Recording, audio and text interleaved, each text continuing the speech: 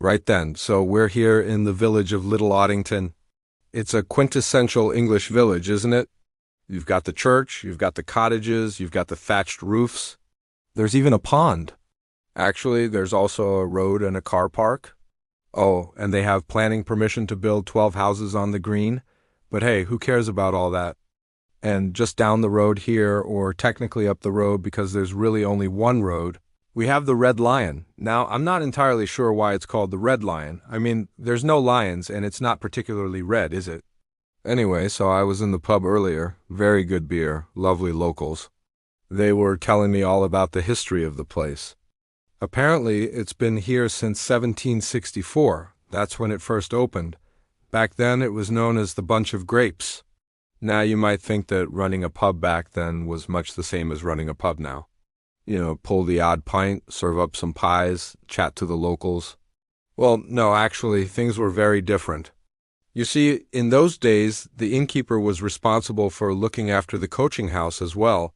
In other words, if you were running the Red Lion or the Bunch of Grapes, whatever it was called back then, you were also responsible for the coaches that came through the town. You'd look after the horses.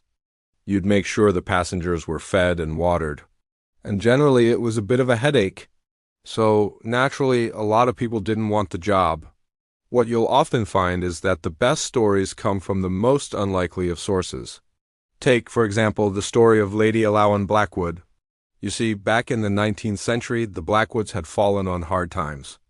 Their great estate had been whittled down to just one house, Briar Hollow House, which they rented out to passing nobility. In fact, it was during one of these tenancies that Lord Byron had composed some of his most famous works. See what I mean about unlikely sources? Anyway, Lady Elowen Blackwood, she was the last of her line, had retreated into the house after her brother's untimely demise. That's how she'd spent most of her days staring out of the window, writing poetry and drinking lukewarm tea. At least that's what everyone thought she was doing. In reality, she was having an affair with a dashing young poet called Montague. Now, he was everything that Blackwood was not, hopelessly romantic, penniless, and useless. But together they wrote poetry, exchanged vows, and most importantly, wrote letters. Oh yes, lots of letters. Love letters, really. In fact, she adored them so much that she stored every single one in a box beneath her bed. Now, if you're anything like me, you're probably thinking, okay, so they wrote letters. Presumably they posted them, and that's the end of that. But you see, they didn't post them. Instead, she kept them locked away, hidden beneath the floorboards, unread. And you might think, why would you keep all these letters if you don't intend to read them? Well, you see, it wasn't unusual back then for ladies of leisure to take up writing as a hobby. And Lady Elowen was very good. She won awards, accolades, praise. In fact, it was the height of fashion for wealthy ladies to correspond with poor artists. They'd send them off to the country for a little while and write poetry together, exchange thoughts, feelings, emotions. Often there was a bit of a physical connection, too. It was called courtly love. But ultimately, it was just another excuse for rich women to write more poetry.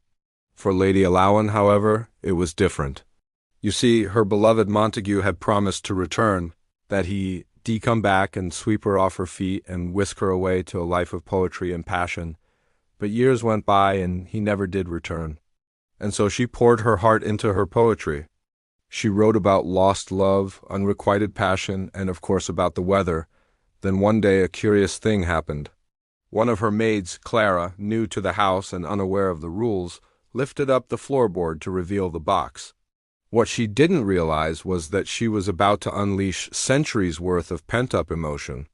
Clara read the love letters and she fell in love with them, with the story, with the idea of the forbidden romance.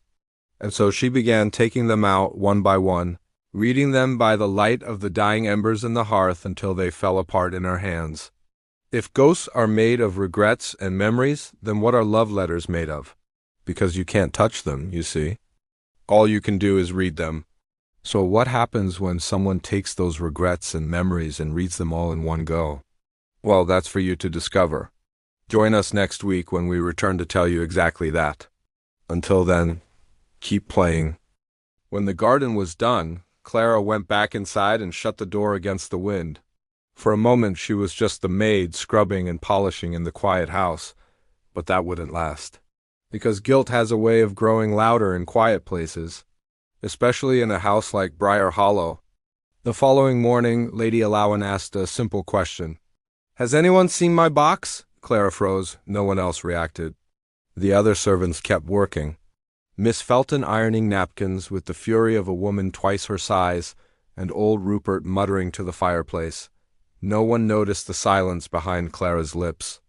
Elowen didn't press further. She only sighed and turned her gaze toward the window, as if looking for something no one else could see. That night Clara couldn't sleep. She kept hearing the soft fluttering of paper, not from inside the room, but outside, as if the wind itself had learned to whisper in cursive. So she crept out of her quarters, past the kitchen, past the locked drawing room, out into the side garden where the runoff from the rain still made the grass slick. And there, half buried beneath the roots of a hydrangea bush, she saw one. A letter, soaked, torn, but intact enough for the ink to hold on. Barely. She picked it up, heart thudding. And the words were still there, fragile and trembling like a candle about to go out. "My dearest Elowen, there are nights when I imagine your voice in the wind. I know it sounds mad, but when the world sleeps and I am alone with stars, I hear you." Clara didn't cry, but her hands trembled. She stayed up the rest of the night gathering the others. Some had melted into the ground. Some were clinging to the garden wall. A few had been carried by the storm into the old orchard. It was like chasing ghosts. By morning, her apron was heavy with soaked paper. She didn't know what to do. She could not return them, not like this. And she dared not burn them. That felt wrong. So she did the only thing a terrified, guilt-ridden maid could do. She tried to dry them, one by one, in the laundry room, using the iron, pressing gently, carefully. But with each pass, the words blurred her. The stories, the love slowly vanished. By the time Lady Elowen asked again about her letters, they were already gone. All Clara could do was whisper an apology in the silence, but silence does not forgive. Not here, not ever. At least that's what Clara thought until one rainy afternoon, while polishing yet another set of doorknobs, she heard a sound. Footsteps, in the upstairs hall, slow and hesitant at first. Then quicker, more assured. They came down the stairs 2 at a time. And though Clara couldn't see up the skirt of the stairs, she knew who was coming. Her lady, dressed in gray wool, hair braided tight, face pale and resolute. And though Elowen had never said a word about the missing letters, Clara knew that she had come to collect them. She rushed to the top of the stairs just as Elowen reached the landing. "Lady Elowen," she cried, breathless, "I am so sorry. I can explain." "No need, Clara," Elowen said softly. "I understand." She paused, then added, "I always do, don't I?" And before Clara could reply, she continued on into the hall, leaving the maid frozen on the stairs. This is the end of the episode. If you want to listen to more stories like this one, please follow us. Also, we've created a special playlist of spooky stories perfect for Halloween. Now let's get to the scary part. What do you think happens next? Let me know in the comments. The weeks passed. The manor returned to its usual rhythm, slow, heavy, like a clock winding down in the dark. Lady Elowen no longer asked about the box. She moved like a shadow through her rooms, her lace gloves always perfectly buttoned, her lips pressed into a silent line. But Clara noticed something strange. The laundry room smelled like ink. It began subtly. A faint whiff like old books, then stronger, richer until the air was soaked in it. At first, she blamed the starch. Or maybe the lavender soap had turned. But then the writing returned. Yes, writing, it appeared on the linens, the curtains, even the pressed handkerchiefs laid carefully in the guest suites.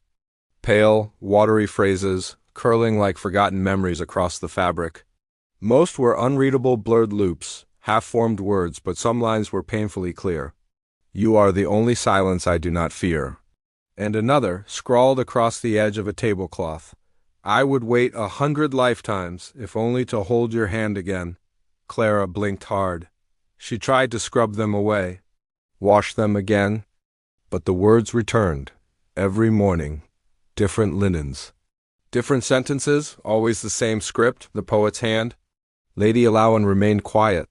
She said nothing about the ghostly writings, but her eyes grew brighter somehow, sharper, as if she too could see the words and chose not to speak of them, chose to let them live again. Then one morning Clara found something beneath her pillow. A folded letter, crisp, untouched, no stains, no scent of lavender, just paper and ink, fresh as if written that very hour. It read, "To the one who tried to save them. Some love cannot be drowned, some words will always find their way back. You may not know me, but I forgive you." Clara didn't sleep at all that night. The ghost was back. That much was clear, but why? Why had he waited so long to speak, and why now? What did he want from her? Dawn crept in, gray and slow, as Clara paced the shadowed rooms.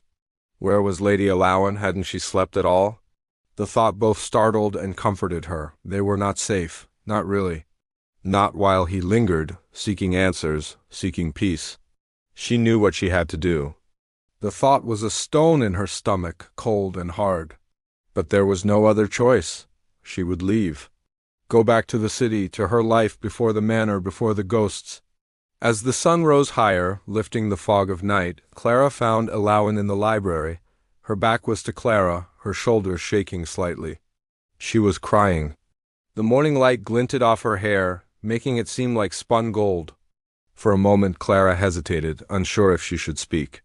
But Elowen turned, her eyes shining with unshed tears. She looked older somehow, more fragile. "I must go," Clara said softly. "I can't protect you here, not any more." Elowen shook her head, her face pale and drawn. "We don't need protecting," she whispered, her voice hoarse. "I think we need to understand." She gestured to the desk where an open journal lay. And there, in elegant script, were the words they had seen on the linens, the poems, the letters. All of it. The ghost had been trying to tell them something. "Help me," he'd begged. "Forgive me," he'd pleaded. He loved her, the lady of the manor, with a love that spanned lifetimes. And in his final moments he'd asked for forgiveness. Clara felt a sob catch in her throat. Of course he'd come back to her, after all this time. How could she have been so blind? Elowen reached out, her fingers tracing the words, memorizing them, committing them to heart. Then, as if waking from a dream, she straightened. She took a deep breath and looked at Clara, her eyes shining with a new light. "He wants us to finish his story," she whispered. "Our story. They say nothing stays hidden forever. Secrets always come to light, and sometimes secrets are best left buried." After that letter appeared beneath her pillow, Clara began seeing him. Not clearly, not fully, but enough to know he had once been real. She would catch glimpses in the mirror just over her shoulder, a shadow leaning near Lady Elowen's dressing table, or a coat sleeve brushing past the velvet drapes when no one else was in the room. Once she thought she saw the outline of boots in the dust beneath the stairs, but when she bent to look again, they had vanished.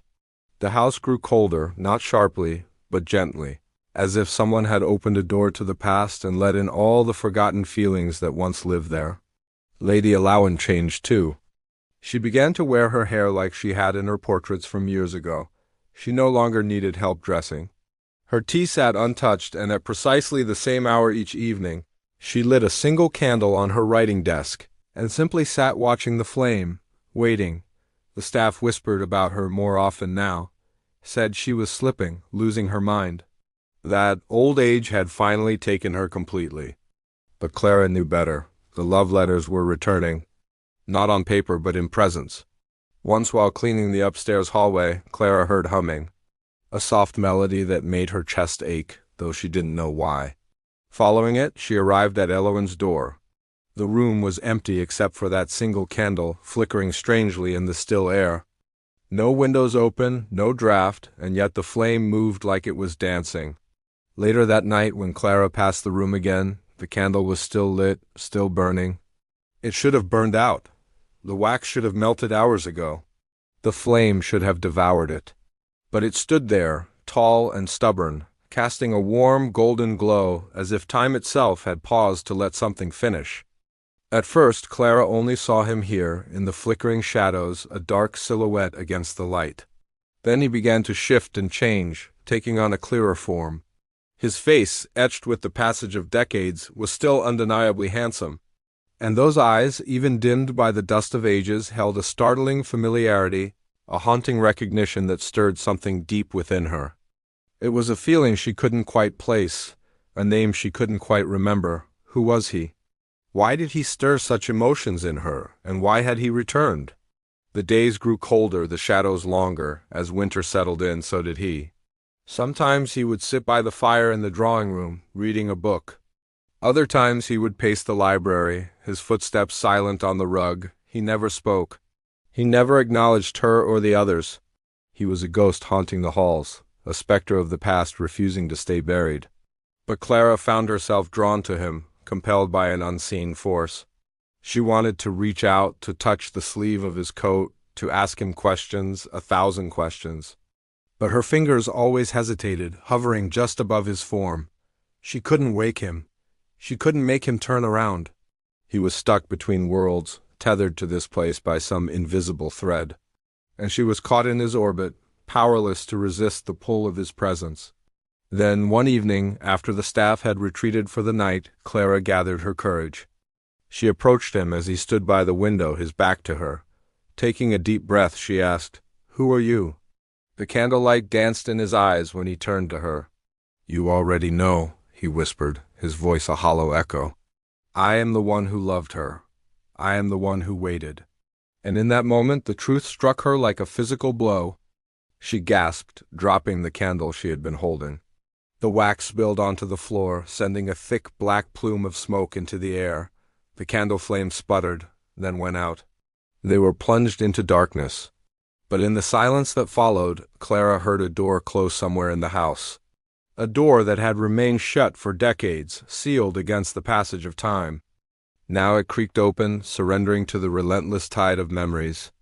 And Clara knew that tonight, just like every night, her lady waited, not for her, but for him.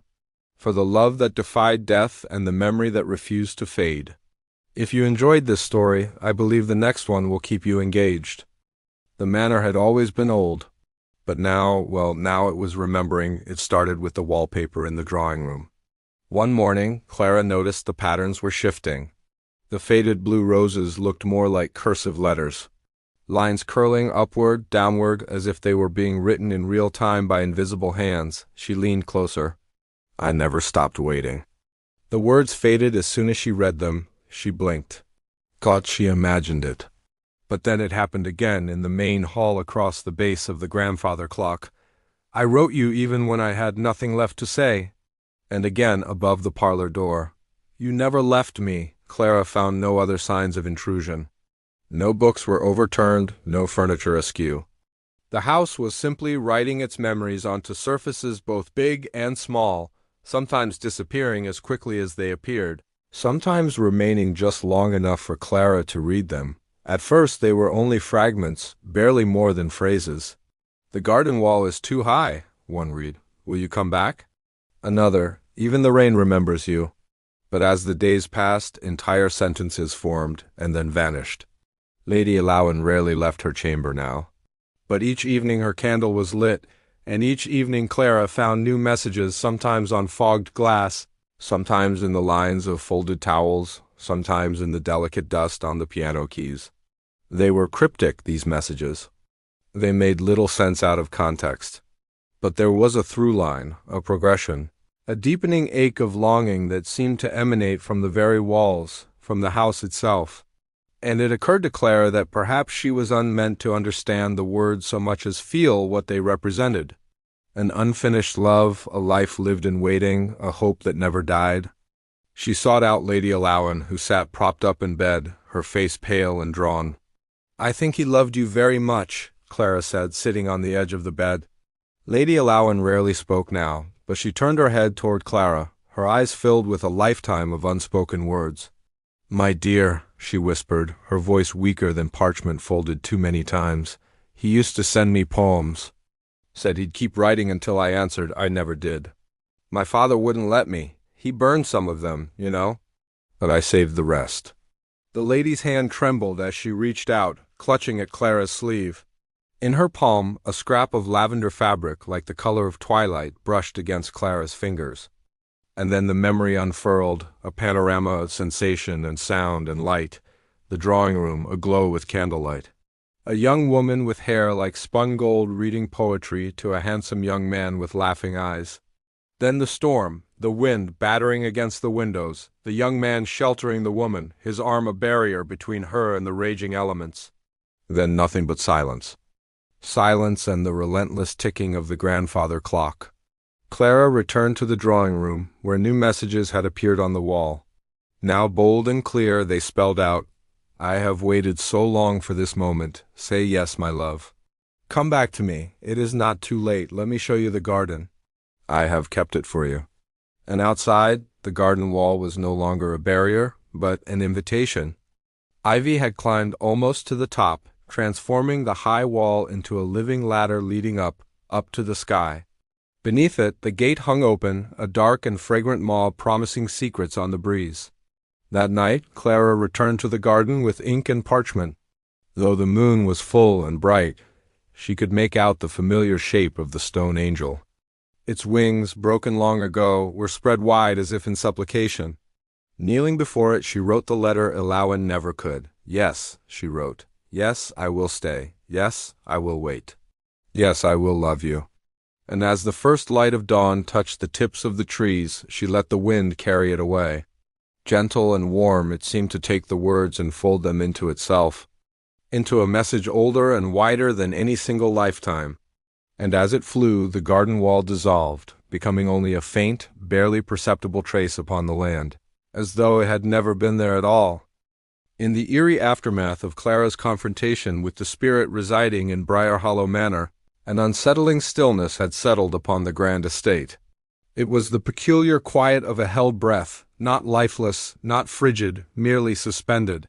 The very essence of the manor seemed to have drawn back, leaving behind a disconcerting quietude. Clara herself couldn't recall a time when silence had felt so deafening. The undulating wallpaper, a ceaseless reminder of the manor's tormented past, had abruptly stilled its restless movements. The linens that had whispered secrets of former lovers no longer rustled with phantom voices. And then there was the candle, the eternal candle that had burned relentlessly for who knows how many years, oblivious to the passage of time, had finally flickered and died, leaving behind a pool of solidified wax. Yet amidst this unnerving quiet, something new had appeared on Lady Elowen's writing desk, a letter. Fresh, sealed with wax, devoid of any crest or initials, as if meant only for Clara. Curiosity piqued, Clara found herself drawn to the letter. Her fingers hovered over the wax seal, tracing the impression of a single finger, a silent testament to the sender's presence. In that instant she felt a profound connection to Lady Elowen, as if the very essence of the former resident was reaching across the chasm of time to communicate. An inexplicable urge compelled Clara to keep the letter unopened, to carry it to Lady Elowen's bedside. There, in the hushed chamber, she placed the letter on the Countess's chest, right over her still-beating heart. And as she did so, the corners of Lady Elowen's lips curved into a serene smile, a gesture that spoke volumes without uttering a word. In that profound moment, Clara understood that the letter held no physical importance. It was the silent pact between them, a shared secret that transcended the boundaries of life and death. Lady Elowen, though confined to her mortal coil, had managed to convey her gratitude, her peace, perhaps even her love through this enigmatic gesture. As the night deepened, Clara remained by Lady Elowen's bedside, her own feelings of love, grief, confusion, and determination swirling within her. She watched over the sleeping Countess, a silent vigil that defied the chilling specters haunting the manor. Time stood still, or perhaps it moved differently in the hallowed halls of Briar Hollow, where the whispers of the past danced on the edge of perception. And then, when the first rays of dawn began to paint the sky, Lady Elowen breathed her last. The transition was as peaceful as the smile gracing her lips, devoid of the tumultuous events that had shaken the manor the night before. There was no thunder, no howling wind, just the delicate fragrance of roses and the gentle rustling of paper, as if countless unsent letters were sighing with relief, finally allowed to rest. With Lady Elowen's passing, a profound tranquility settled over Briar Hollow. The animated walls grew still. the mirrors reflecting nothing but their own polished surfaces, and the linens fell silent, their ghostly whispers fading into oblivion. Yet Clara remained, not out of a sense of duty, but because she had discovered a profound truth within the hallowed halls of the manor. She realized that words, even those left unspoken, have a remarkable way of finding their readers. Sometimes it takes lifetimes, but the search continues until the right eyes fall upon them. As the days turned into weeks and the weeks into months, rumors swirled around the enigmatic woman who had stayed behind at Briar Hollow. Some spoke of the flickering candle she kept lit every night, a beacon in the darkness. Others mentioned the leather-bound journal filled with tales both strange and sorrowful, each entry a testament to the manor's tormented history. Some even claimed to hear the soft melody of her humming as she walked by the window, a haunting lullaby from a bygone era. But these were just whispers, fragments of a story that only Clara truly understood. For she knew that the most profound love stories are not written once, but an infinite number of times until they find their answer. And some answers, like Lady Elowen's, can only be found in the quiet moments when the world fades away and all that remains is the echo of a whisper and the gentle rustle of paper.